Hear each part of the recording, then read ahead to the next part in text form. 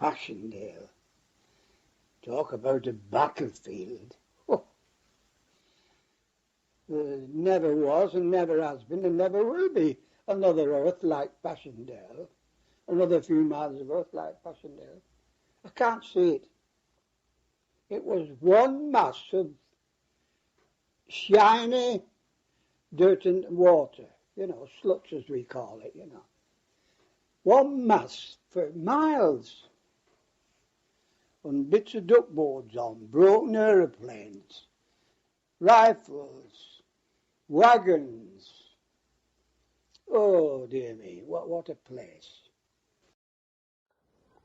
Simply, the terrain was simply impossible to negotiate. I mean, they were just asking men to sacrifice themselves for no particular purpose. We couldn't understand why, in the name of God, anybody had made an attack like that over terrain such as it was. It was impossible.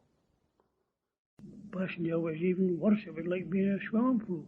Only a swimming pool of mud. There was men got drowned there in mud, and there was lots of men, I'm sure, sank in that mud and never was recorded at all. And we all the time had the misery of thinking that if the Germans attacked in any way, our weapons would be simply useless, because they were so slimy and wet and muddy.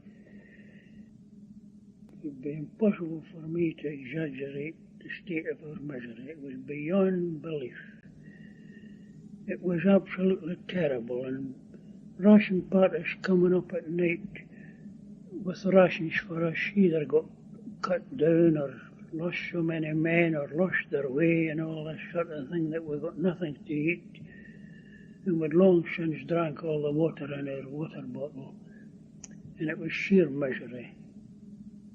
You looked at dead bodies and envied them because you thought, well, they're at rest, they're at peace, they can't be asked to do any more, and they're asleep and at peace. Well, the story is told in the Renegade Memorial, where there are 53,000 names of men who have no known grave. Quite apart from the 13,000 in Tynecott and all the other Essex Farm and all the other cemeteries around there.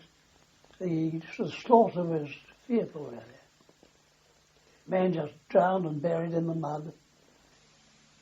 Not a blade of grass, just wire and shell holes, mud, and of course it was quite flat land. And to see it today, it looks the most fertile land in the world.